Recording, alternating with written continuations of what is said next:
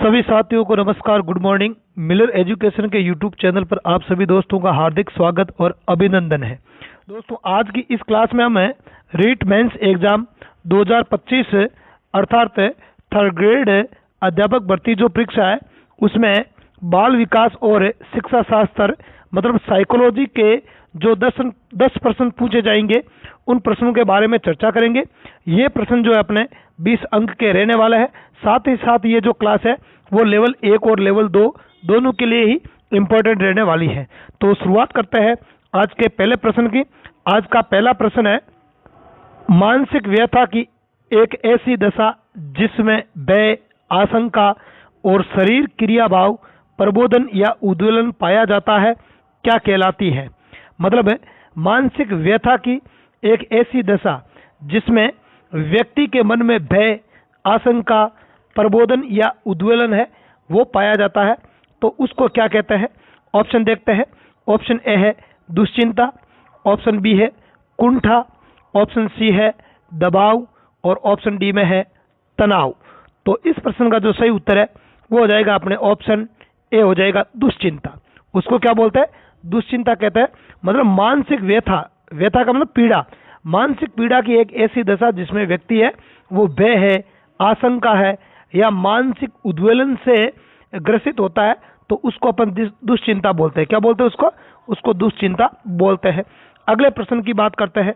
दूसरा प्रश्न है, ऐसी मानसिक क्रिया जो चिंतन, निर्णय, भाषा के उपयोग तथा अन्य मानसिक प्रक्रियाओं से संबद्ध होती है, क्या कहलाती है? ऑप्शन ए है सोचना, ऑप्शन बी विचार करना, ऑप्शन सी संज्ञान और ऑप्शन डी में है ब्रेन स्टॉर्मिंग। तो देखो, ऐसी मानसिक क्रिया जो चिंतन, निर्णय का मतलब निर्णय करने है ना, निर्णय करने, चिंतन, भाषा के उपयोग तथा अन्य मानसिक प्रक्रियाओं से संबंध होती है, तो उसको अपन क्या बोलेंगे? उसको हम कहेंगे संज्ञान। क्या कहेंगे? संज्ञान। अरे संज्ञान में तो क्या करता है अपन? चिंतन करते हैं, निर्णय लेते हैं, भाषा का उपयोग करता है। ठीक है, भाषा का उपयोग मन ही मन चिंतन करेंगे तो भाषा के बगैर तो चिंतन की प्रक्रिया शुरू भी नहीं होगी, है ना। भाषा के बगैर चिंतन है वो शुरू ही नहीं हो सकता है। ठीक है, तो इन सब का जो संबंध किससे होता है? संज्ञान से होता है। किससे होता है? संज्ञान से होता है। अगले प्रश्न की बात करते हैं। तीसरा प्रश्न है, फ्राइड के अनुसार वे तरीके जिनमें अहम अचेतन रूप से इदम के अस्वीकार्य आवेगों का सफलता से हल करने का प्रयास करता है।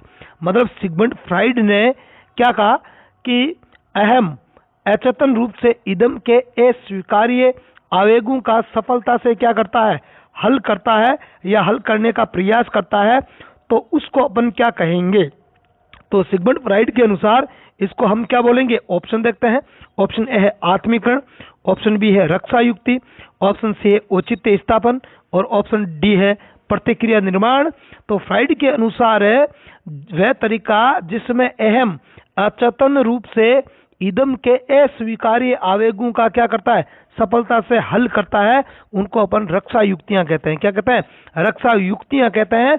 बाकी आत्मीकरण तो खुद एक रक्षा युक्ति है, औचित्य स्थापन एक रक्षा युक्ति है, प्रतिक्रिया निर्माण भी क्या है? रक्षा युक्ति है। ठीक है, तो ये नहीं होके क्या होगा? रक्षा युक्तियां। उन सबको अपन क्या बोलते हैं? रक्षा युक्तियां बोलते हैं। अगले प्रश्न की बात करते हैं। चौथा प्रश्न है, सामान्यतः किसी दूसरे व्यक्ति को अधिक पसंद करने या अत्यधिक सम्मान देने के फलस्वरूप अपने को उस व्यक्ति की तरह समझना या महसूस करने की प्रक्रिया है। मतलब है कोई व्यक्ति है वो किसी दूसरे व्यक्ति को अधिक पसंद करने या उसको अत्यधिक सम्मान देता है ना, जिसके फलस्वरूप वो व्यक्ति अपने आप को उसकी तरह समझने लगता है या अपने आप को उसी व्यक्ति की तरह समझने लगता है, तो उसको अपन क्या कहते हैं? ऑप्शन देखते हैं। ऑप्शन ए है आत्मीकरण, ऑप्शन बी है मार्गांतीकरण, ऑप्शन सी है तार्कीकरण और ऑप्शन डी में है प्रतिगमन। तो इस प्रश्न का जो सही उत्तर है वो हो जाएगा अपने ऑप्शन ए हो जाएगा। क्या हो जाएगा? ऑप्शन ए हो जाएगा। उसको अपन आत्मीकरण कहते हैं। क्या कहता है? उसको आत्मीकरण कहा जाता है, या जिसको अपन तादात्मीकरण भी बोलते हैं। क्या बोलते हैं? आत्मीकरण या तादात्मीकरण, इसी को कहा जाता है। अगले प्रश्न की बात करते हैं। पांचवा प्रश्न है, प्रासंगिक अंतर्बोध परीक्षण में कौन सी सामग्री का उपयोग किया जाता है? जो प्रासंगिक अंतर्बोध परीक्षण होता है ना, तो उसमें कौन सी सामग्री का उपयोग किया जाता है? ऑप्शन ए शाई के धब्बे, ऑप्शन बी है चित्र, ऑप्शन सी है कथन और ऑप्शन डी है एकल शब्द। तो इस प्रश्न का जो सही उत्तर है वो जाएगा आपके ऑप्शन बी, चित्रों का प्रयोग किया जाता है। किसका प्रयोग करता है? चित्रों का प्रयोग किया जाता है ना। इसके अलावा बात करें तो शाई का प्रयोग है वो आईबीटी में किया जाता है। जो इंक ब्लॉट टेस्ट होता है उसके अंदर शाई का प्रयोग किया जाता है, ठीक है। और इसके अलावा जो वाक्य या कथन का जो प्रयोग है, वाक्यों या कथन का जो प्रयोग है वो सेंटेंस पूर्ति परीक्षण SCT है ना, सेंटेंस कंप्लीट टेस्ट, उसमें किया जाता है। और शब्दों का जो उपयोग है वो किया जाता है अपने शब्द साहचर्य में। किसमें किया जाता है? शब्द साहचर्य में। किसमें? शब्द साहचर्य में उसका उपयोग करते हैं अपन, ठीक है। अगले प्रश्न की बात करते हैं।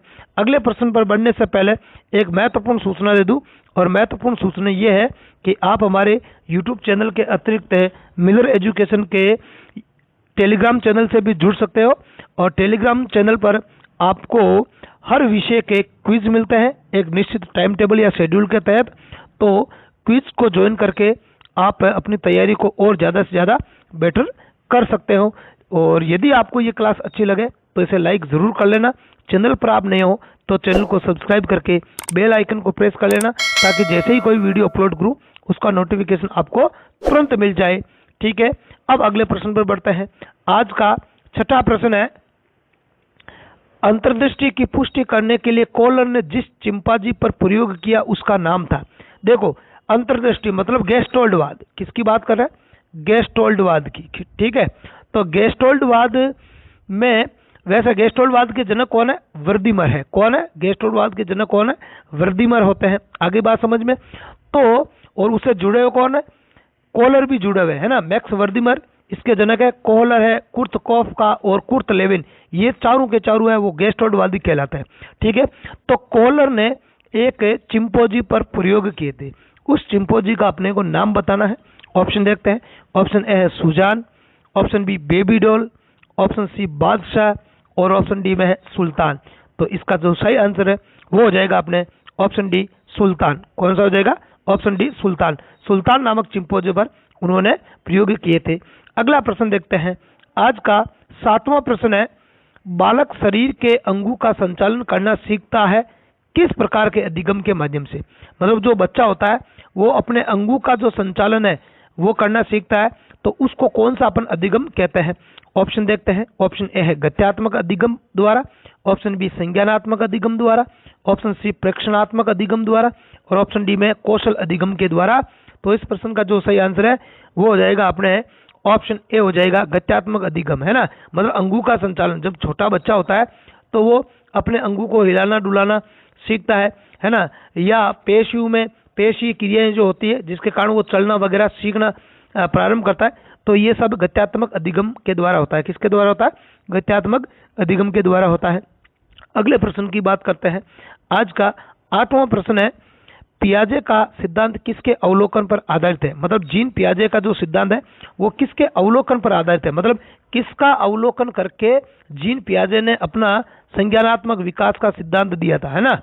संज्ञानात्मक विकास का जो सिद्धांत है, संज्ञानवादी मनोवैज्ञानिक कौन है? जीन पियाजे, है ना। तो किसके अवलोकन के आधार पर जीन पियाजे ने ये संज्ञानात्मक विकास का सिद्धांत दिया था? ऑप्शन ए है कुत्ता, ऑप्शन बी बिल्ली, ऑप्शन सी अपने बालक और ऑप्शन डी में है चिंपोजी। तो इसका जो सही आंसर है वो हो जाएगा ऑप्शन सी अपने बालक। देखो, पियाजे ने अपने बालकों पर प्रयोग करके संज्ञानवादी विकास का सिद्धांत दिया था, जबकि कुत्ते पर प्रयोग किसने किया था? पावलोव ने। किसने किया था? पावलोव ने कुत्ते पर प्रयोग किया था और निमेटिक अनुबंधन का सिद्धांत दिया था। थार्नडाइक ने किस पर किया था? भूखी बिल्ली पर किया था। और चिंपोजी पर किस पे प्रयोग किए थे?